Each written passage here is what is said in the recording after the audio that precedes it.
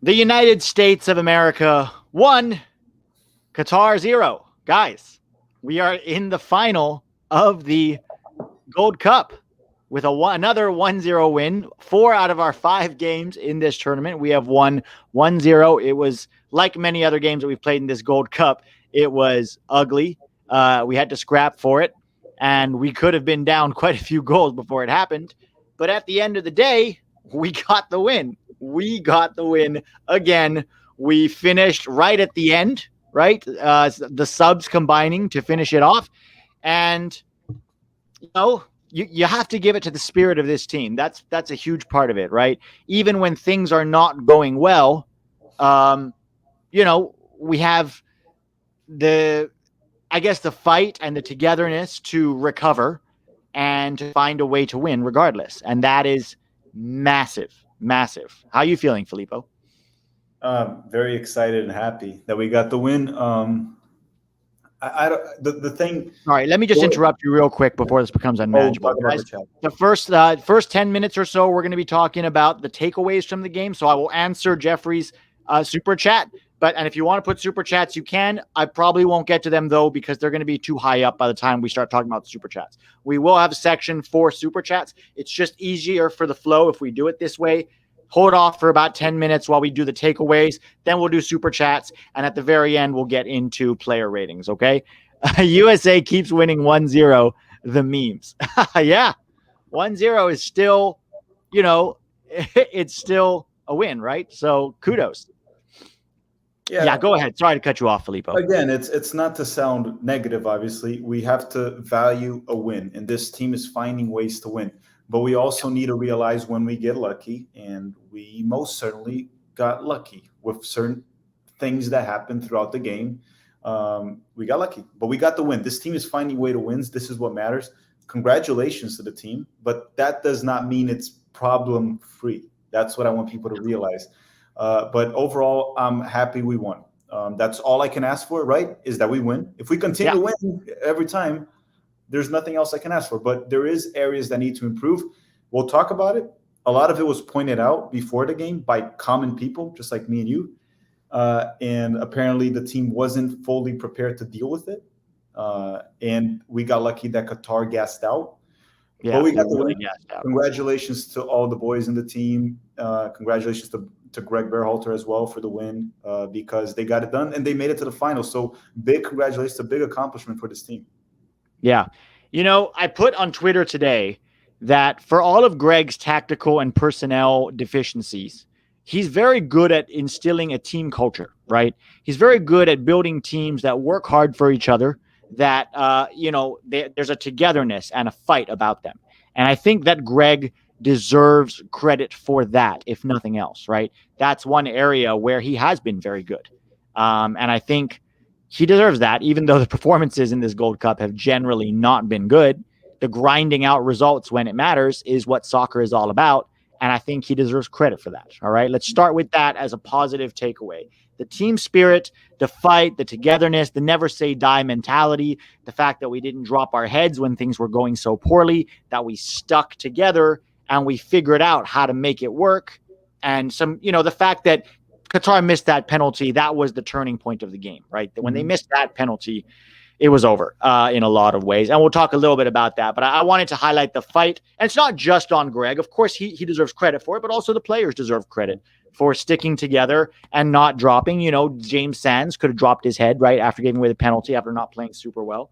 But he didn't, Guys, good, real quickly, don't forget to smash that like button. You all know Filippo from Tactical Manager. His channel is in the description, so go subscribe to him as well. Filippo, any other positive takeaways apart from obviously the win? I'm going to be critical later of some things with Berhalter, but I want to give Berhalter a couple credit on a couple things. I thought he was very good today, despite one thing is you pointed out actually in the stream, and I noticed that Sebastian Lletget was trying to move the ball forward more often than normal. It was probably the most we've seen from him in that sense. In the first half, especially. First half, especially. Second half, he did a couple more, and he was more advanced in the second half. He wasn't going deep to get the ball as in the first half. So that could be a little bit of Berhalter coming into Lletget and probably, hey, dude, change up. Second thing I want to point out from Berhalter to give him credit to was Busio wasn't good on set pieces. But but he changed. Greg went there and he noticed that Leggett wasn't doing a good job. So, and it's not Greg's fault that Busio is not doing a good job as well. He tried another player that's good at set pieces. It didn't work, but credit to Berhalter for that. Yeah, I agree with you, man. I agree with you. I think, I noticed that too, and I said it on your stream about Leggett in the first half, although it doesn't change my opinion of who he is as a player. You could see him trying. When there was a 50-50, should I pass back or pass forward? You could see him trying to get that ball forward a little bit more. And I think that's great. Hopefully, I think that's on the coaching staff, having him watch tape of the game. Maybe he watched my Twitter video. No, kudos to the coaching staff and Leggett for trying to take that on board, for sure. Miles Robinson, I want to highlight. Again, almost error-free, really commanded that back line really well. I don't think put a foot wrong this entire game. I didn't see Robinson do anything wrong either. Nothing I can remember of. Nothing that I can remember for sure. By the way, is my internet glitchy? I'm getting messages from StreamYard saying my internet is glitchy. It's good for me. It's good for you. Are you guys seeing my internet? Is it okay? Let me know if it starts glitching, because I'll switch my internet if it's glitching for you guys. Yeah, sorry. Go ahead with your next one. I want to give big props to Matt Turner for keeping us in this game. Yeah, I think Turner. Yeah. I know he didn't save the penalty, obviously, but he kept us in the game in the first half. So big props to Matt Turner. Yeah. Look, the subs, right? One of the criticisms that a lot of people, not just me or you, a lot of people have leveled against Greg is his in-game management, right? And today, the three subs combined to score the goal. And generally speaking, the guys who replaced the players on the field had better games when they did actually come on, right? So I'm going to give him credit for those subs. That's in-game management. Was it a little bit late? Yes. Could it have been a bigger problem? Yes. But I'm trying to pick out the silver linings and the positives, and those subs did change the game to a degree. I think a lot of it, too, was that, Qatar had the wind taken out of them after missing that penalty. And Qatar hasn't used a lot of subs in this tournament. They even called this out in the broadcast. They were saying Qatar almost never uses subs or their full subs. So a lot of these guys were gassed. And after that penalty went over the bar, you could see it. They weren't harrying or hassling in midfield as much. They lost shape. There was a lot of problems with Qatar, and that helped us. But sure, three subs combined to score. So credit to the coach for bringing them on. Qatar gassed against El Salvador too. Yeah. They gassed late in games. Yeah, so that was one thing I wanted to say too is, this is not a positive, but just a thought I had. I was saying in the stream, if the game ended 0-0, I think we might have been able to pull a goal at extra time, because Qatar just looked beat at the end of the game. They couldn't do anything anymore. Akram Afif was out, Al Haidos was out, and the team just looked tired. So yeah, maybe we looked more dangerous towards the end because of Qatar. Yeah, and the for subs, sure. And the subs. For sure. I think that we took the positives away from the game. There are some other decent performances for sure, but let's talk about the issues from the game, right? Because there were a lot of issues. Why don't you start on this one? I think Greg, for the first half mostly. Second half was a little bit better. Not too much, still didn't do.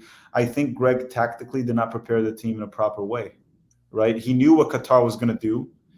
There were different ways to counter that. I think a 4-4-2 diamond right from the start would have been a better way to counter it, because you do overcrowd the midfield a little more. And like I said, even though some pundits on TV kept saying that Qatar's strength is on the wings, it's not. Their transition is always through the middle. They look through the middle. So if you overcrowd the middle, you wouldn't be able to stop that a little more. We saw a lot of the times Qatar being dangerous through the middle. Maybe having an extra man there would have done the job. And I know Greg knew this. Based on his press conference. He was aware.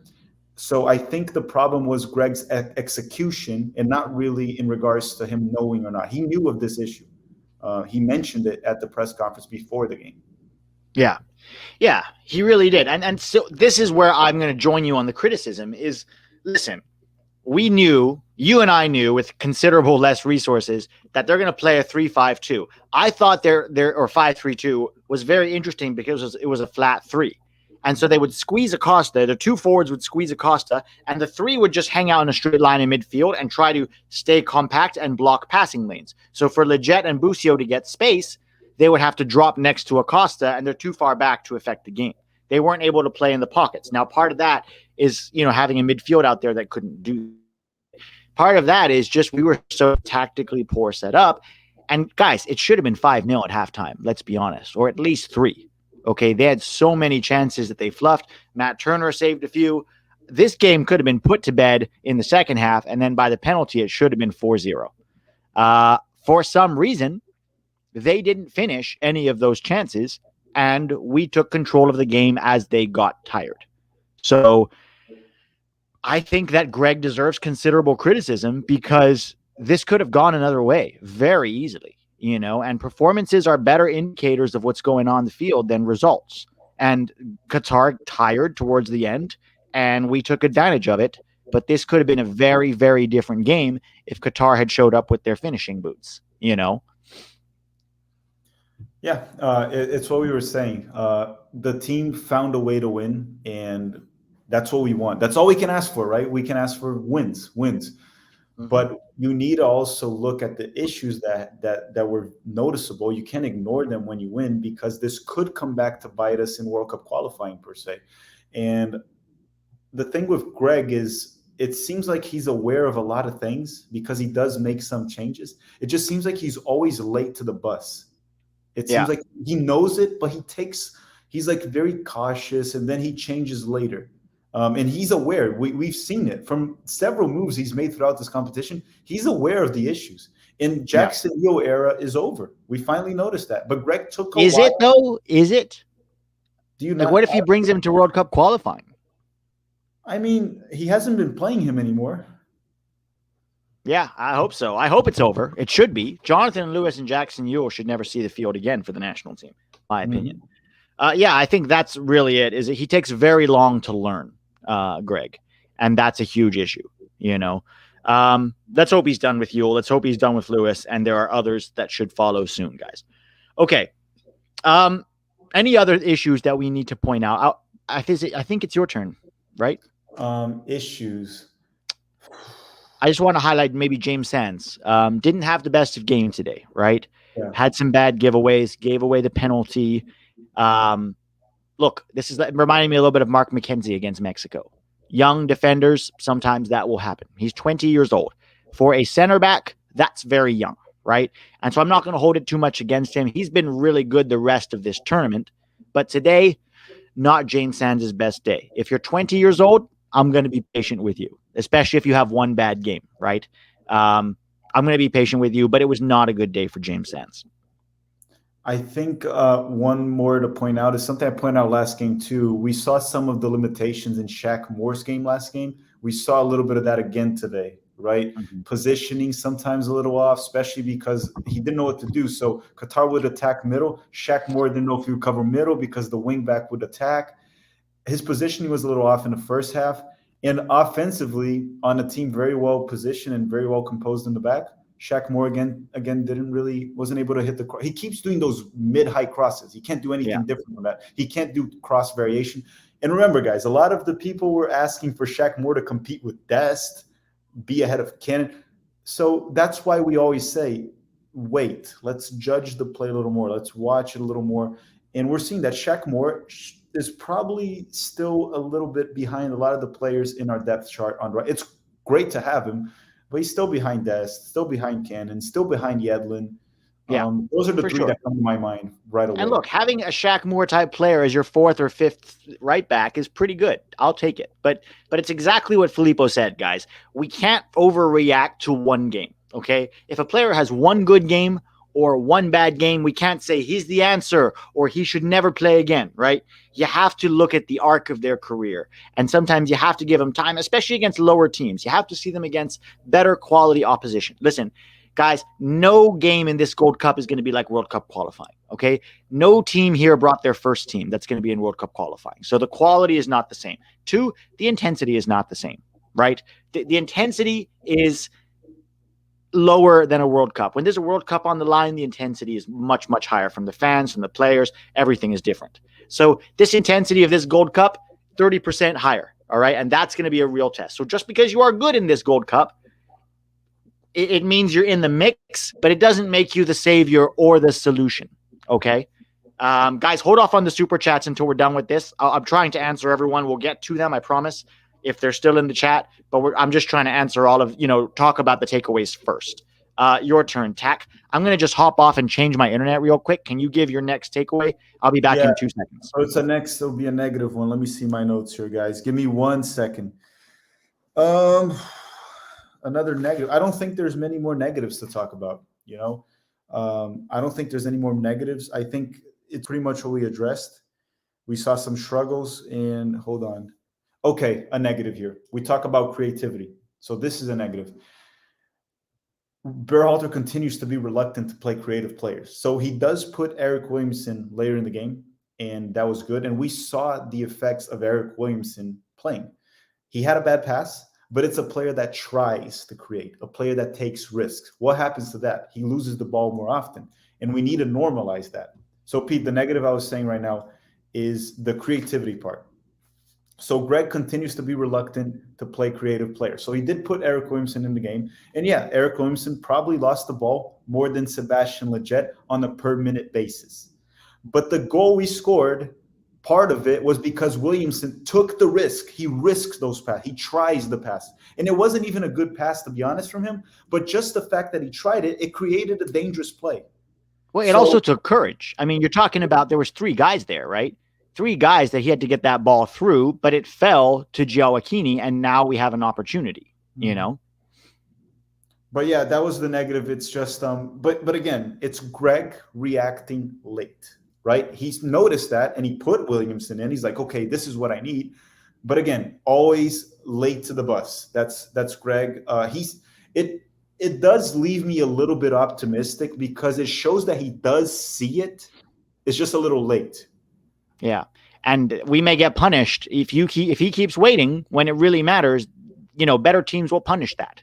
Nobody's going to be as profligate or as wasteful with their chances as Qatar or as Canada was, right, on the time we played them. So it's encouraging that we're getting the wins. The concerns are still definitely there. Okay. Let's move on to the super chats now, guys. And I'm sorry, I'm just trying to create a structure for these post streams. Otherwise, they get out of control really fast because of all the super chats. So if I missed yours, please forgive me. We're open now for super chats to talk about it. Jeremy Bourne, hey guys, great win. But I must say the way the U.S. commentators are talking is starting to make me nervous. Zardes should start World Cup qualifying. Acosta has been great, all tourney. Could this Gold Cup success hurt us later? I know what you mean, Jeremy. Unfortunately, we've talked about this many times. The TV commentators are there to promote, a certain agenda, and largely to be overly complimentary of players. Costa was good today. He was pretty good, I thought, and he was pretty good in the last game, but he has not been good all tournament, right? I think that's pretty clear. There are some guys that I don't think a lot of these guys should not be in World Cup qualifying. Yeah, like this level and the World Cup qualifying level are going to be very different. There are very few guys who should be in World Cup qualifying. It's going to be a whole different roster, but ultimately it's not up to the TV commentators. It's up to Greg, right? Greg is going to be the one who decides that.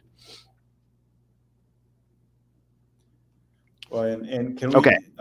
And guys, again, the TV commentators, not only they have an agenda, even if you know the game, it takes a level of dedication to make an analysis. You have to actually focus on the games, think about it. It takes some effort. These guys sometimes don't take the effort. They just go and say the first thing that comes to their head. Like we talked about the analysis on Qatar, how me and Pete were able to break Qatar down, and Qatar did exactly as we said. But then you go to the pundits on TV, they're lazy, and they go and say some nonsense like Qatar's strength is on the wings, which anyhow, it's laziness as well. Yeah. No, I agree. 100%. Thank you, Gilbert. My first super chat.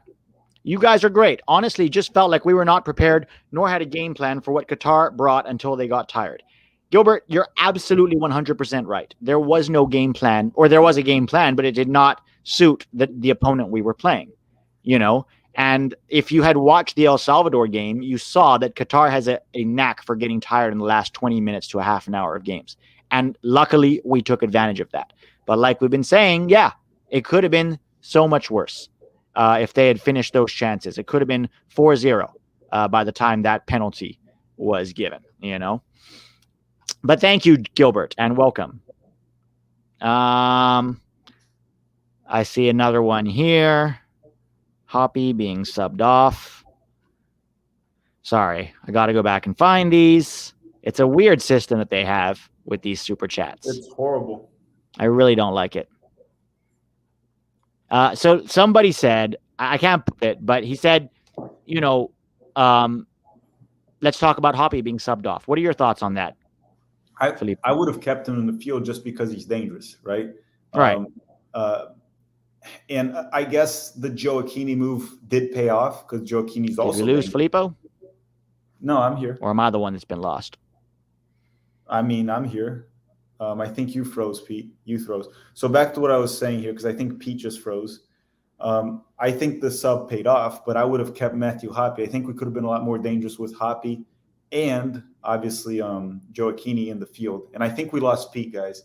Pete just froze. I'm back. You're back? All right. Yeah. All right, Pete. I can hear you. All right. Yeah, I mean, I'm with you on Matthew Hoppy. I think we should have kept him on the field because even though he wasn't having the best game, there's several reasons for that. One, Matthew Hoppy's being played out of position. Two, he still created 3 chances despite not having his best game. 3, he wasn't getting a lot of service.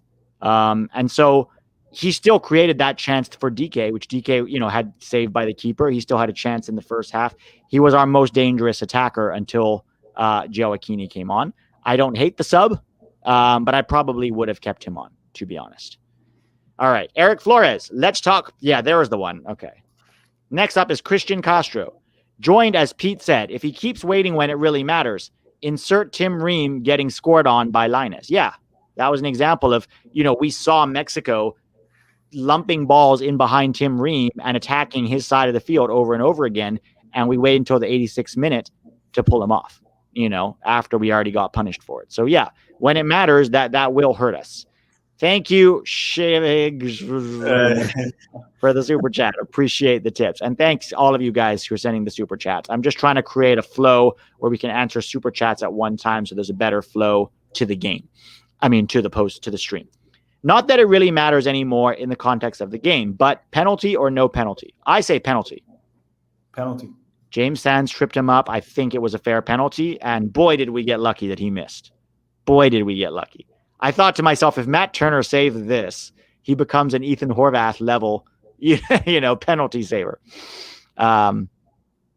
Okay. American Soccer United. What do you think about GGG's in-game management? I didn't like Hoppy Busio were subbed off, but the subs ended up working out, so he did make the right decision. It's kind of what we said before. Do you want to take this one? Yeah, the Hoppy one worked out because he was supposed to put Gioacchini in. It was just not for Hoppy. It could have worked out even more. We don't know. Now, the Busio one, I don't think it was that. I wouldn't have put Roldan in. I would have put Williamson in right away. But I do think Busio leaving the field wasn't a bad sub for what the game was going to, the way he was playing as well. It's just that he should have gone with Williamson. Again, Berhalter, late. He puts Williamson later, as always. And he did get very, very lucky that he put those subs in just as Qatar was tiring. Yes. So, it was, and right after they got the win, knocked out of their sails by the penalty miss. But hey, he managed to get the win, and the 3 subs combined to score. Ben Golding. Love the content, fellas. Who from this squad, if anyone, do you guys think can make the World Cup qualifying squad? So the thing is, the World Cup qualifying squad is pretty big, it seems like, okay? It's different than usual. It's not going to be a 23-man roster, guys. It's going to be probably, my guess is about 30 players that you bring for the 3-game window. And then 24 hours before each game, you announce a 23-man squad, and you can interchange between those 30. You just select 23 for a game day roster. So because of that, I think more of these guys can be involved. For example, Matthew Hoppy, I think, has earned a look, certainly, with the first team. Miles Robinson, for me, has definitely earned a look with the first team. What about you, Filippo? Who else? Turner, Reggie Cannon can be there as well. I think James Sands could see an opportunity, even though he was shaky today. We could see him because he could play the 6. Leggett will be there for sure. Leggett and Acosta. He will be there whether we want him to be or not. That's just the truth. DK, despite the struggles, could still be. And look, I think the question is towards who do we think Berhalter will bring, not us, right? So Zardes could be there on the 30-man roster. Yeah. And listen, let's talk a little bit about Zardes, because the chat seems to be split between Zardes is terrible and Zardes scores goal. Yeah, it was a good finish. He slid in. That's what a striker is supposed to do. Outside of that, Zardes did not have a good game. So you give him credit for the goal. Fantastic. It was a nice little finish. He slid in an empty goal and finished well. Overall, though, is Zardes going to be a guy who holds up the ball, who combines, who does all of these things to compress time and space? No.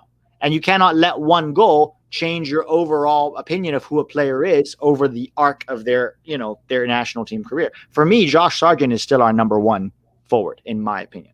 But outside of those five, maybe Walker Zimmerman, Filippo, those are probably just the 5 or 6 that should be involved with World Cup qualifying. I don't think a lot of people on this roster have cemented that. Ruben Duran, the broadcast crew gushed over Zardes, but didn't mention Gioacchini. A brave play by Nico with some flair. No-look pass set up Zardes. It was a great play. Not just a no-look pass. He had to beat his man on the dribble first. So kudos. And Gioacchini was a threat all night. I mean, once he came on, he was a real threat. So I'm going to give, but Gioacchini doesn't play where. That's just the truth, right? Could have had more love for Gioacchini. I agree, Ruben. Biggest negative. And I think we need to give love to both of them. Zardes was there too, but yeah, the crew there of the broadcast is always going to go for the players in MLS. Yeah. Jack Talley, biggest negatives. Triple G has longest home winning streak in U.S. history, going to be infireable. Zardes scoring, potential World Cup qualifying starts. Marsh in. I mean, to me, those are not negatives, because Triple G going to a final means the USMNT doing well. And look, Triple G is not, like, this tournament was not going to affect whether or not Triple G could be fired. Even if he wins Gold Cup and then he collects 3 points from the first, 3 games of qualifying, that's where he'll be fired. He will be fired in World Cup qualifying if he does bad, not on what he does in the Gold Cup. So I actually don't think this affects whether he's fireable or not. It may affect people's perception of him, right? Because wins matter and trophies matter. And so I think it can affect people's perception, and to a degree, understandably so, right? But at the same time, you do have to look a little deeper sometime than just a scoreline when you're evaluating a coach. I don't think Zardes is going to start in World Cup qualifying. I think it's going to be Sargent, and I still think Hoppe deserves a look at the 9. I also think Gioacchini deserves a look at the 9. I know not a lot, everybody agrees with me, but I think those guys are guys who should be clamoring for that center forward spot. Shivim. Okay, we read that one. For World Cup qualifying, does Hoppe as center forward, or does he stay outside as a winger? Tack. Well, it depends on who he's asking. If it's Greg, Greg put Hoppe as a winger during Nations League when Hoppe was in camp. He was already putting Hoppe as a winger, so maybe Greg just thinks he's a winger. Now, if you ask me and probably Pete, I would like to see Hoppe as our center forward. Maybe not starting, but at least see how he does with Pulisic, Reyna feeding him. But Greg probably sees him as a winger. See, I don't see Hoppe as a winger. I think he's just played there as an emergency guy. And also, we have so many wingers, right? We have, Pulisic. We've got Weah. We've got Aronson. Right now, probably Conrad de la Fuente. Greg sees Gio Reyna as a winger. So there's no need to add a 6th winger into the pool, I don't think. I think Hoppe should be tested as the number 9. Turner, man of the match. Great team win despite the performance. It's encouraging that we can challenge for this tournament with this roster being miles off the A team. Yeah, I mean, it's encouraging and also a little bit lucky, right? Let's be honest. It's encouraging, but the performances have not been encouraging largely. What's been performancing is the spirit, the mentality, the togetherness, and a little bit of luck mixed in. That's what's been most encouraging to me, because nobody has stood out as a great player from this tournament outside 1 or 2 or 3, And yeah, look, I agree with you on Turner. The thing about Turner is this. If we're not going to play out of the back, Turner's a great candidate. But when you try to make him play out of the back, we're going to have problems, right? What we've done with Turner, and credit to Berhalter, is after the first 2 games, they realized, okay, Turner can't play out of the back. So now we never do when we're under pressure. We always just go along with it. You know what I mean? So yeah, kudos to Turner. His shot stopping, excellent. If we're going to try to make him play out of the back, we're going to have problems. So we have to adapt. And to Greg's credit, he has adapted. If you have Turner in goal, you can't force him to play out of the back. And that's where I think Greg deserves some credit. Okay, where are we? Jake Foster, thoughts on Breck Shea? Oh my God. Of course. Of course. We cannot go a single time without Breck Shea. I hope Breck Shea has a very good career with Inter Miami and probably the last contract of his career, but I hope he has a great one. Soccer Boy Media, what do you think of Matthew Hoppe challenging Greg on the sideline when he was subbed out? Tack. Yeah, we don't know. I don't know what he said to Greg, right? Yeah. Was he challenging? It looked to me like he didn't want to be subbed off and he was arguing with Greg. For me, I always like it when a player doesn't want to be subbed off.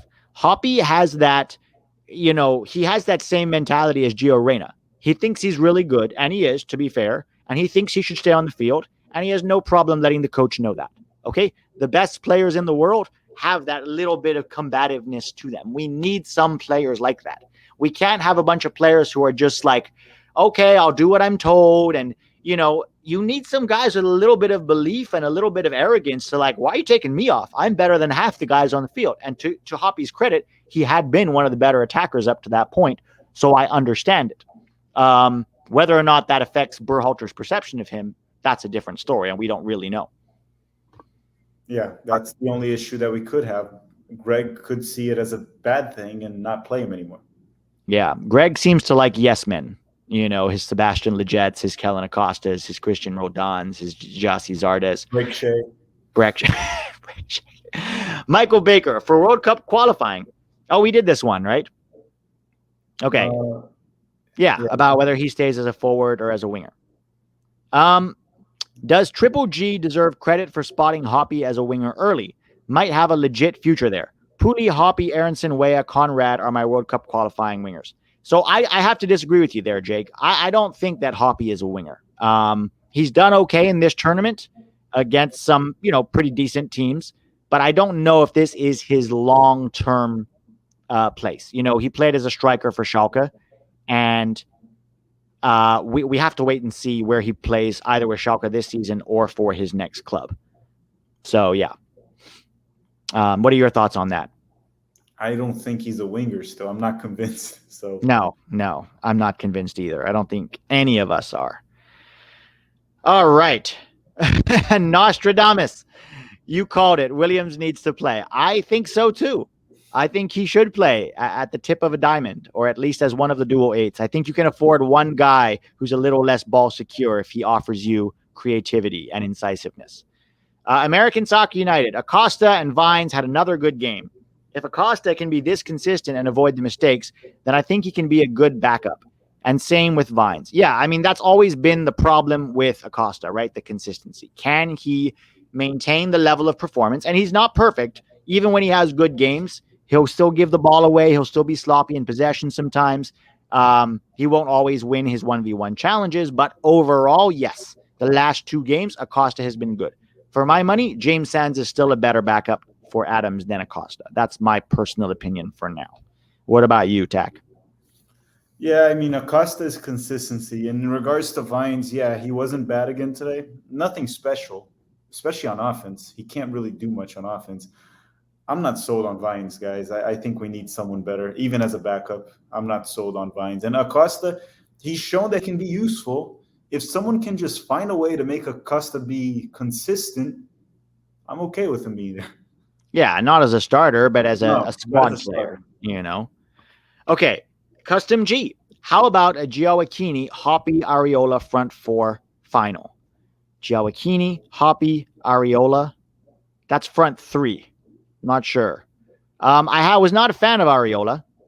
I would probably rather have, maybe Gioacchini up top and then Hoppe on the left or vice versa. I guess we don't have a lot of options wide. So, yeah, probably Areola. That's probably what I would go with, too. But front three, I think you mean, not front four.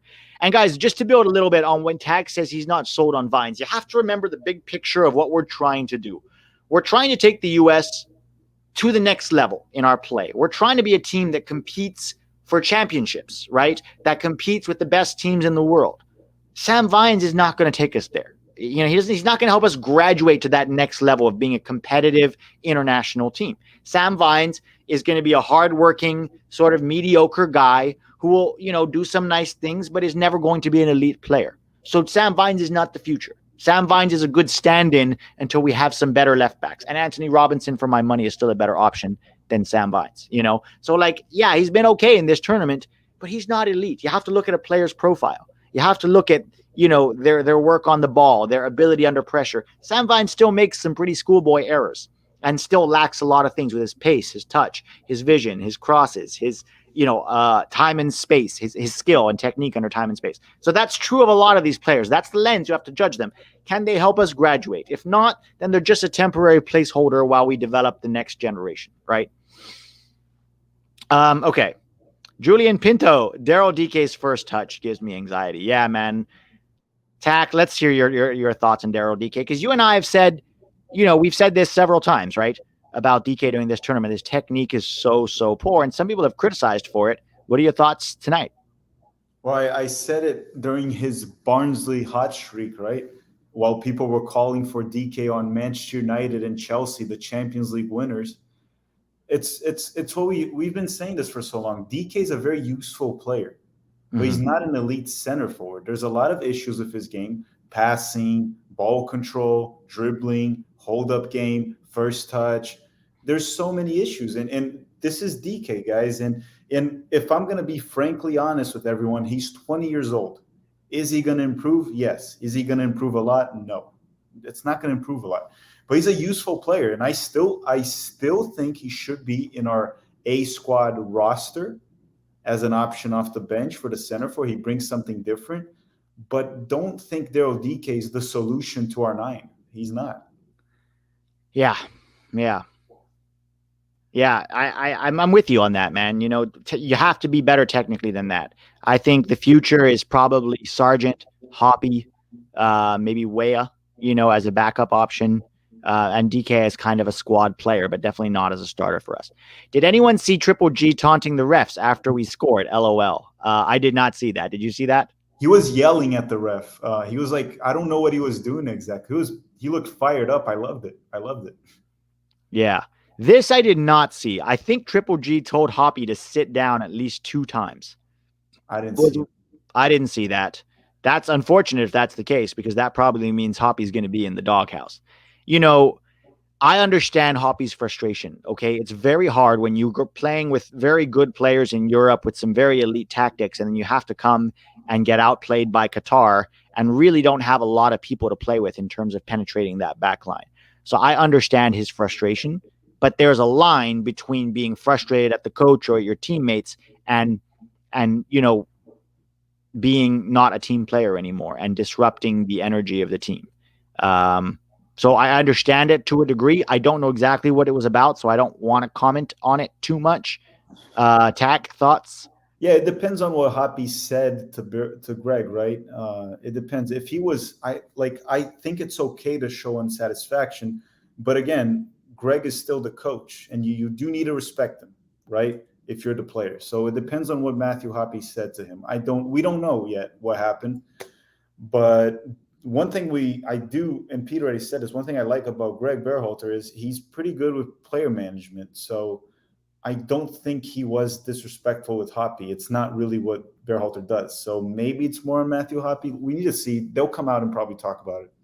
Yeah, I mean, I think that the coach has every right to sub somebody. Even if we disagree with their performances, that's their right. And as a player, you can show your unhappiness to a degree, but there's a line that you cannot cross.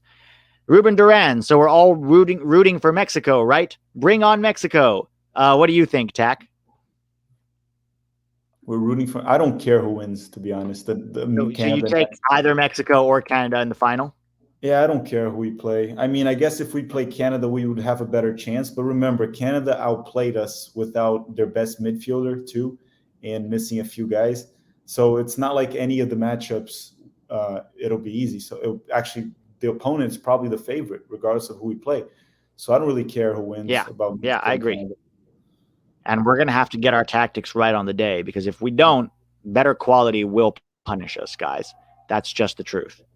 Okay. I agree with you guys. This is from Jack Talley. Hoppy has proven that he's the most tactical striker in the pool besides Sargent. My striker depth is 1 Sargent, 2 Hoppy, 3 DK. I'm probably about there with you right now, Jack. I'm probably about there with you. That may change a little bit as we go forward if DK doesn't improve these aspects of his game that he needs to improve technically, his hold up play, his movement, etc., etc. Jorge Villatoro. I saw with this win, we passed Germany in the FIFA World Ranking. If we lose to Mexico in the final, will we still be behind them in the next ranking? I think the Nations League actually had a higher ranking system for wins than the Gold Cup did. And we won all of our Gold Cup games, whereas Mexico drew one. So I'm not exactly sure how that works. The FIFA rankings are very complicated things. I know there are like FIFA nerds who actually follow it. I don't know, Jorge. I don't know. We have to wait and see. Maldonado, can this team beat the Mexican Gold Cup team? I feel like we are barely beating lower teams, and maybe it's not enough against Mexico. I tend to agree with you there, Arnold, but anything can happen in 90 minutes, as we have learned very much in this Gold Cup. You don't have to be the better team to win. If based on who was the better team today, Qatar wins this 5-1 or 5-2, right? But that's not what happened. We won 1-0. We got lucky. They got tired. We took advantage and we pounced. Boom. And yeah, that's, we've been lucky that Leon Bailey didn't play for Jamaica. We got lucky that Canada rested a lot of their key players against us, and we got lucky against Haiti in our opening game. So there's a certain amount of luck into where we are. I tend to agree Mexico will probably, but you never know. USA, Mexico is always unpredictable. Anything can happen, right? So let's see. Do you think Jurgen should have played Donovan? You mean for the World Cup in 2014? Yes, I do think he should have brought Donovan. That's so random. Yes. So random. I'm not sure what it's, but yes, I do agree with you. Okay. Ishwar Sundararaju. Eric needs to start against Mexico. Don't expect to win, but want us to be brave. In his post-game comments, Triple G said he thought Williamson was good, by the way. Oh, great to hear. That's awesome. I hope he gets a chance. I understand the concern, right? Where he's, more some of his midfield, compatriots. But for me, I would rather have at least one guy in midfield who's going to be more creative and incisive and penetrating than so safe. And I think you need a balance. So I hope he starts against Mexico. I don't think he will, though, knowing Greg. I think he's going to go with the safe option again. Thoughts on that, Tech? Sorry, what was it again? Someone was calling me. Say it again. Williamson? It says that I'm breaking up again. It says I'm breaking up again. Hang on. That's why I couldn't hear. But yeah, the thoughts on Williamson in regards to Greg saying he was good in the press, that's a good sign. I don't think Williamson will start. But if Greg said that, that means he's starting to trust Eric Williamson more, and he'll likely come in as a sub. And I think we lost Pete for a little bit, guys. We lost Pete again.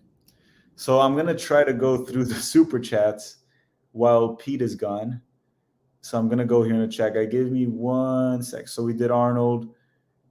Do you think Donovan? The next super chat that we have to read here is from Dominican Stud saying Jonathan Dos Santos' dad died today and he's still playing. Respect for Dos Santos. Wow, I didn't know that Jonathan Dos Santos' dad died today, passed away. That's unfortunate. I'm impressed that he's playing. Yeah, good for him. What a baller. That really sucks. Poor guy. I lost my dad last year. I know what that's like. Oof, that's rough. Sorry, I'm really sorry, guys. I'm at a friend's house in Birmingham, Alabama, so I don't have a lot of control over the internet, and I apologize for the flakiness of it. This happens when you're traveling sometimes. Scott H., thought on Pepe's future at the 9 for the U.S. I would say very promising, but we still need more data. I don't think we can judge. I like him. I think he's a good poacher type of guy. I still think we need to see him over a longer period of time and possibly against some tougher opponents before we decide that he is our guy, or an option. Although I do like him a lot. What are your thoughts on? Have you seen Pepe much? A little bit. I think there's absolutely. I think saying that he should be in the U.S. men's national team right now is a little bit crazy, even as a backup. Yeah. We haven't seen enough from him, right? And he could just be going through a hot streak right now.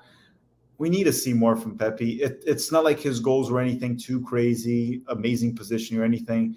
They were good goals, nice finishes, but it's guys, give it a couple more games. Let's see how he's going to keep up. Remember, Kate Cow also started off super hot this season, went down, it's getting back up again. These players are going to go up and down, and Ricardo Pepi is having his first good streak of his career. Yeah. Yeah. No, I agree. I think we need to wait and see. We can't overreact. Sometimes as USMNT fans, we're very, what do they call it? Short-term memory. We go with the latest set of data instead of the largest set of data. And I think it's always more telling to go with the larger set of data over time. Yeah. So donating to the Pete Internet Fund, DMAC. Also, Pete, you're going to be in the ATL this weekend. Yes, DMAC. I'm going to be there for like a day and a half. My girlfriend and I are doing a sort of a tour of the US, and we have a very tight schedule. I'd love to hang out and meet people. If I had more time, I'm a little limited on time on this trip. So maybe another time. But I would love to at some point. Filippo talked about doing a cross country like trip and meeting people at games and bars and going to MLS teams, stadiums and stuff like that, because we think that would be pretty cool. But yes, thanks. My internet at home is fine. It's this one that's kind of a problem. Tack, should we get into player ratings so we can go watch Mexico, Canada? I'm watching it here too. I'm watching it as well. Yeah. Overall, guys, I just want to sum up this game and be excited that we did win and that we're in the final and be very happy about it. But just also remind ourselves that this was not a good game. And we took advantage of a tiring Qatar at the very end, but there are still major concerns that we need to address as a team, particularly tactically and from a personnel standpoint. So, Tack, let's get into player ratings. You there? Yeah, I'm here. I'm just looking up here at the game right now. One second. But go ahead. Let's start with Matt Turner. We'll start with Matt Turner. Did everything you could have asked Matt Turner to do. I'll give him a 9. It's very hard for me to give anybody a 10 because I feel like to get a 10, you have to save like 2 penalties, or 9.5. I'll give him a 9.5. I'm going to go with 9.5. The only reason I'm not going to give him a 10 is for that exact reason. But at the same time, it's somewhat reasonable to give him a 10, right? He was perfect, I guess. Like, what did he do? Yeah. I mean, the only thing, he wasn't like dumping diagonal balls into people's feet on the halfway line from the goal. So that's kind of would maybe give him a 10 if his distribution was like setting up attacks left, right, and center. That's not really Matt Turner's game, though. So I will give him 9.5. Remember, 10 is like the best performance you can possibly be, So I'll give him 9.5, not quite 10. Shaq Moore. I'm going to give Shaq Moore probably a 4. I think he was a little below average today. I don't think he was that good on defense. A lot of the times he left our right side a little bit exposed, and he didn't do anything on offense. He continues with the same crosses the whole game, doesn't change that. Did we lose Tack, or am I the one that's been we lost gone Pete with my internet? We lost Pete a little bit. So Shaq Moore, for me, I give him a 4 for Shaq Moore. Sorry, did you guys lose me there?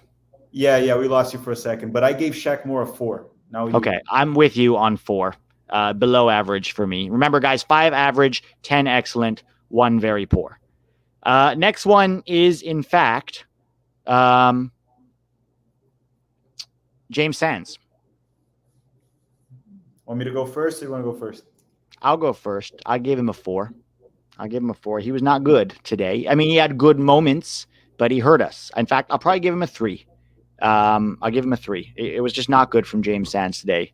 Had several bad giveaways and didn't defend particularly well in moments, and gave away the penalty. So yeah, I'm gonna be a little more harsh on him. I could be less harsh because of his age, but I'm not gonna judge anyone based off age today.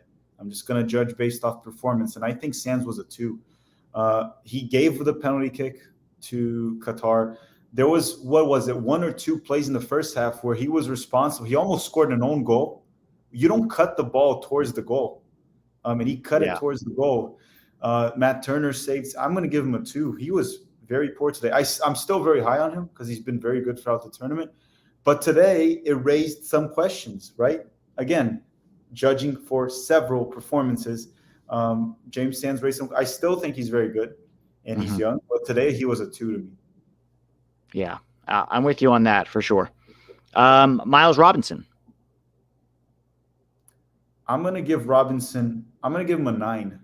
Less than Turner, but I can't think of one mistake that Robinson has made in the game, on the ball, off the ball, defending. I'm going to give him a 9. I didn't see anything wrong with him. So much of what Robinson did was reading the play. So he didn't look like making these intense tackles, but he read the game so well that he was always in the right place to either clear it or intercept it. And that's what you want in a good defender, is being able to read the game and not make a panic. Honestly, if there's some coaches who say if a defender has to make a slide tackle, then he's already a problem. It means he's already done something wrong. So yeah, I'm with you. We're going to give him a 9. Sammy Vines.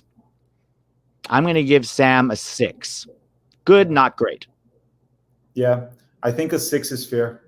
He was above average. I can't complain about Vines today, and we know his limitations on offense. I'm giving Vines a 6 as well. Yeah. Kellen Costa. I'm gonna give Acosta, actually. I think I would give Acosta a 7.5.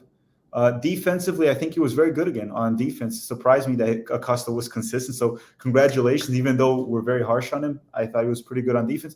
On the ball, it was somewhat the same. Acosta is always iffy on the ball. Yeah, but he did some moments and then some what is going on moments, right? Yeah, but he did what we needed from him. I'll give him a 7.5. I'll give him a 7. Decent, pretty good. Still some not great moments and still has work to do. He is also playing out of position. The guy's not a 6. Let's move up to Sebastian Lletget. He's your boy, so I'll let you go first. I'm going to give him a 5. I thought you have to understand his job. Sebastian Lletget's job is to create chances, right? He's just an attacking midfielder. He didn't really do that. He was neat and tidy, and I'll give him credit in the first half, especially for trying to play the ball forward a little more. But other than that, what did Sebastian Lletget bring to the game? Not very much. So I'm just going to give him a 5, average performance. So I agree 100% of that, but I'm going to give him a 6 for one reason. He was average, as always, but the goal we scored, he stole the ball in the midfield to start that play. I feel like the ball came to him and he just headed it forward. Yeah, I'm just going to – but look, he did something. I'm going to give him a 6. I think he was very average, as always. Honestly, it was a 5, but I'll give him a 6 for that. Credit to him for that, and Mexico's getting to a fight there. Oh, fun. That's going to be awesome. I'll give him a 6 for this one. All right, I'm sticking with a 5 for Lletget. Gianluca Busio.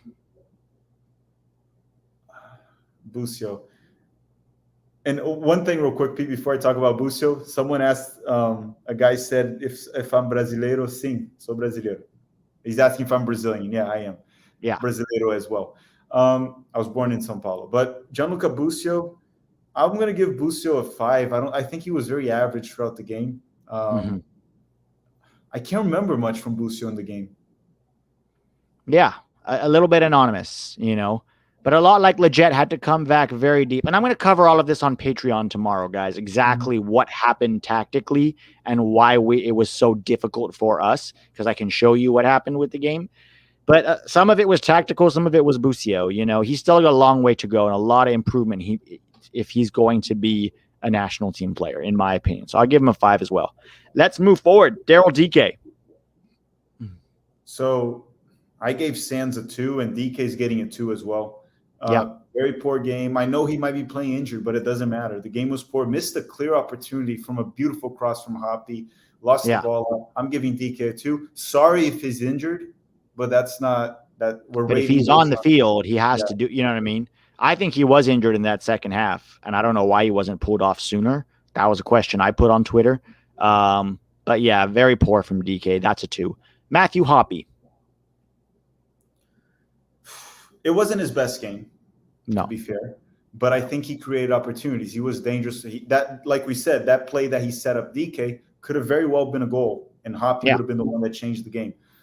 Yeah, and he had another chance in the first half that should have been finished, a cross that he sent in that I think it was – I don't remember who it was. I think it was Areola who should have finished it.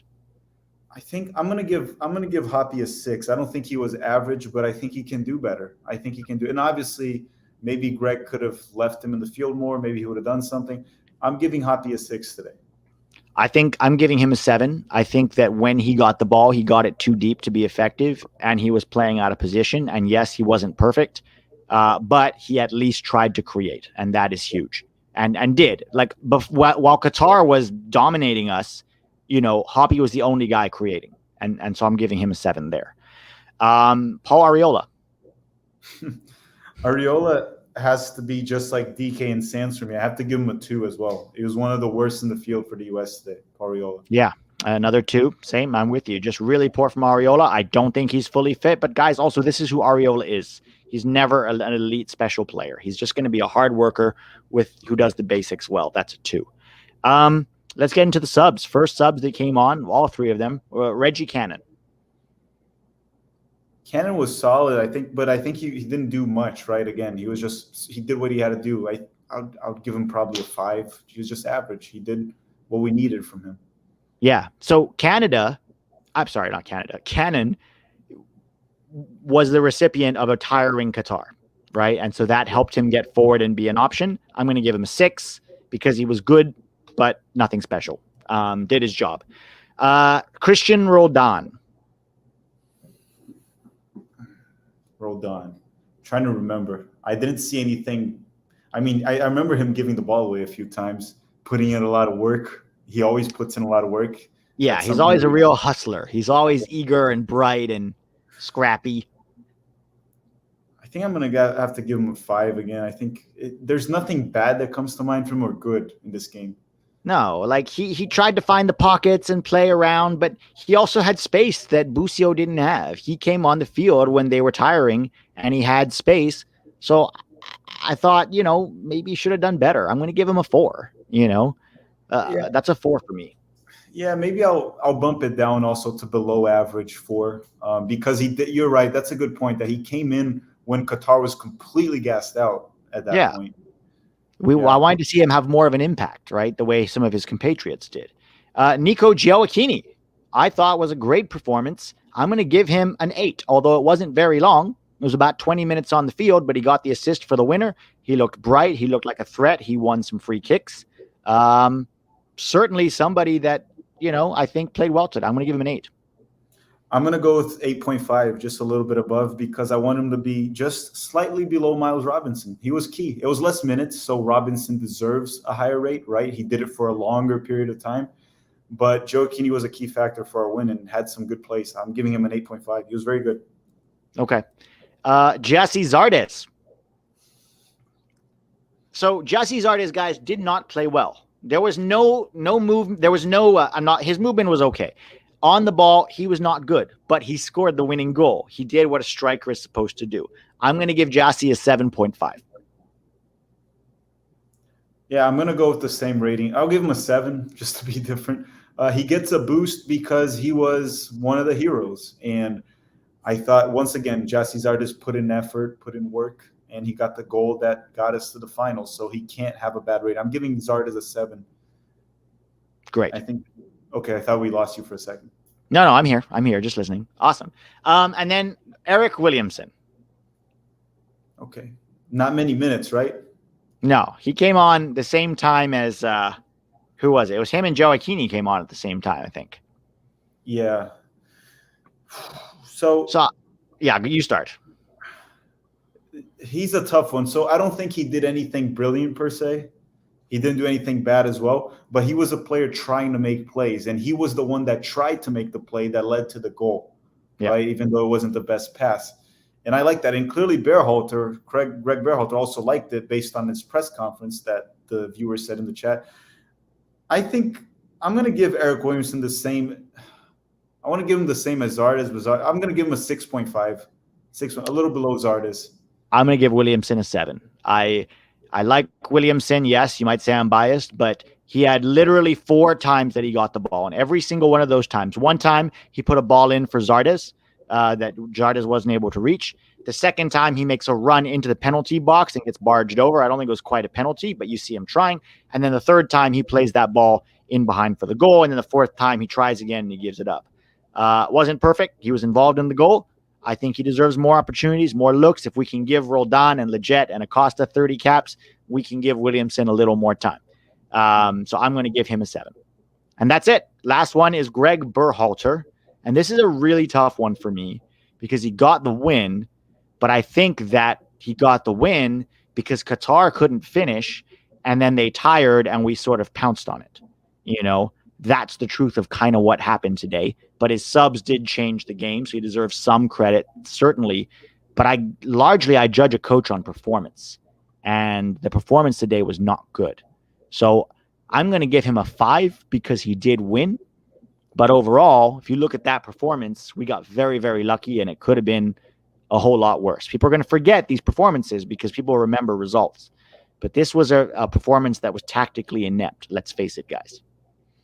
Yeah. I don't want to. The thing is, regardless of what I say, right, or there's going to be those guys that are going to go and say, you're being negative. He's getting the wins. And yeah, he got the win. And he did have some things that he did good as well. And he did some things bad. Berhalter was not all wrong in the game.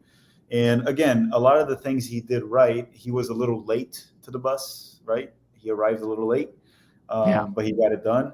He got the win. I'll give him a 6 just so he's above average because, again, as long as the guy gets the wins, he's getting the wins and continue to do it. That doesn't mean we don't point out the problems because they can't come back to bite us. We got the win. I'll give him a 6. The guys he put in were the ones that created the goal, right? Williamson, Joaquini, and Zardes. So I'll give him a 6 for that. Greg Berhalter, congratulations to him for getting the win again. Sometimes, and people are going to say, I always have an if to say, but sometimes it's better to be lucky than good. Fair point. A couple of quick super chats here, and then we're going to wrap it up. Tack, thinking about how De La Torre would have filled a lot of cracks in this Gold Cup U.S. midfield. Hope his gamble ultimately pays off. Great work, Pete plus Tack. Thank you, Tack.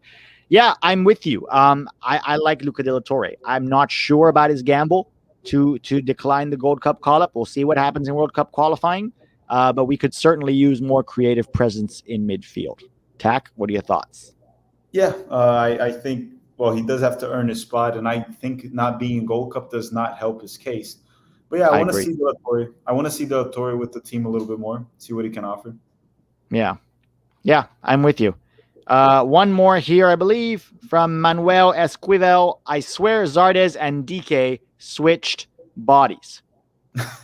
Not sure what that means. I think DK had a Zardes performance. That's, I think, what he's trying to say. Oh, I see. Okay. Well, guys, thanks for being here. Thanks for hanging out. We are in the Gold Cup final. This is awesome news. It hasn't always been pretty, and we've had to be lucky, and we've had to scrap our way to it. But ultimately, people remember wins, and people remember getting there. And I think this team spirit and the fight and the willingness to work hard for each other has really carried this team a long, long way, along with some luck. Be excited, be happy. This is our C team. Go enjoy the Mexico-Canada game if you're going to watch it. We will see you guys. I'm going to be in Atlanta for the final, guys, so I'm really going to try to get a better internet situation there. Thanks for being here. You guys have a great night. Thanks for everybody who, helped with the super chats. I'm going to be on Patreon tomorrow doing the video covering the game with the tactics and all of that. So I'll see you guys tomorrow. Don't forget to subscribe to Tack's channel as well, Tactical Manager. It's in the description. Any last words, Tack? That's it. We made it to the finals. It wasn't pretty. What we said in the first game, we're going to have to 1-0 our way to the final, and we 1-0'd our way to the final. Yeah, this is very much true. Literally. All right, guys. Have a great night. See you on, when is the final? It's 3 days, Sunday. right? Sunday night. Yeah, Sunday night, 3 days. Sunday night, guys. Have a great one. Talk to you soon.